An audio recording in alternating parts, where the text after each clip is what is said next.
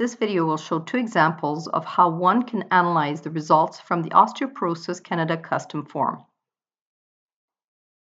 Any combination of searches is possible, allowing your site to develop the tool necessary to evaluate your program, your success, your gaps, and also to identify your patients that are at greatest need of management in order to prevent another fall, another fracture, or another fall that will result in a fracture. So let's have a look at the Osteoporosis Canada custom form. The first search illustrated is drawing the following information. Have we identified the patient as having osteoporosis? Is there a previous diagnosis of osteoporosis? Has the patient suffered a new fragility fracture? Is there presence of one or several risk factors?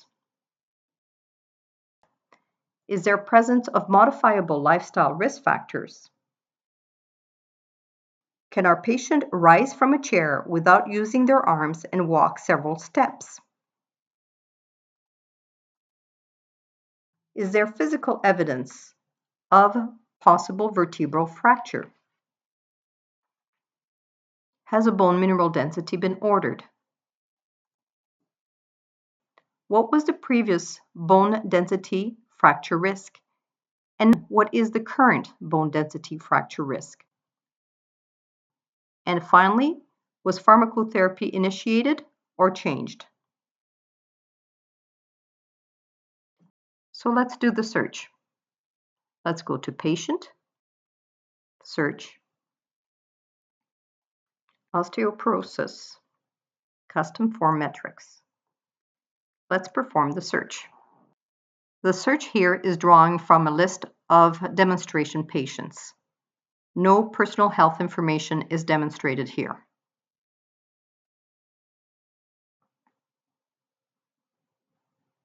The search is now complete. Now let's have a look at our columns. As described previously, we can see if a diagnosis of osteoporosis has just been made, if there was previous diagnosis of osteoporosis, if there is a presence of a new fragility fracture, and by clicking on the header, one can align the patients who've had a fragility fracture and those who have not. Is there risk factors? Is there lifestyle changes that can be modified in order to help reduce the risk? Have the patient successfully got out of a chair without using their arms? Is there physical evidence of a possible vertebral fracture? Was a bone density ordered? What was the previous fracture risk on the bone density? And what is the current fracture risk on the bone density? Was pharmacotherapy initiated? And was pharmacotherapy changed? Now, let's apply what I call the KISS principle. That is, keep the searches simple. So let's say we decide in our family health team to focus our attention on our patients that have sustained a fragility fracture, and we wanted to put all our efforts on those at greatest risk. So let's go to searches and let's perform the search.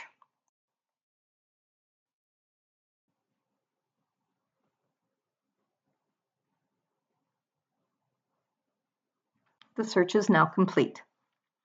So here we have our list of patients who have sustained a fracture.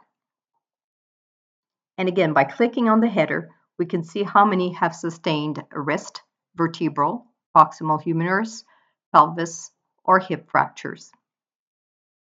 We can also see how many have fallen more than twice in the last year. And here we have 3 patients. Of those 3, we have 2 that are not able to get out of a chair without using their arms. All 3 had 1 or more risk factors, and only 1 had a recent bone mineral density. We see here the age of the patients, and this may prompt us in using the long-term care or frail elderly guideline to further evaluate our patients, as to the management of osteoporosis in this population.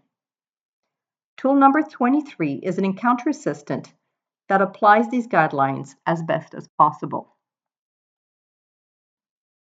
So what can we do to help our population at greatest risk?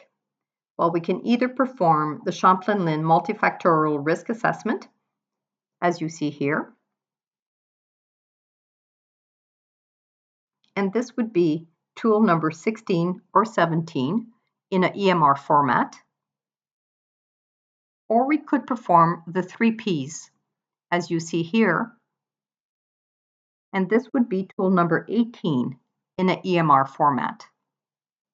As you can see, the possibilities for searches and metric analysis is endless, and I'm very happy to answer any of your questions if you need help.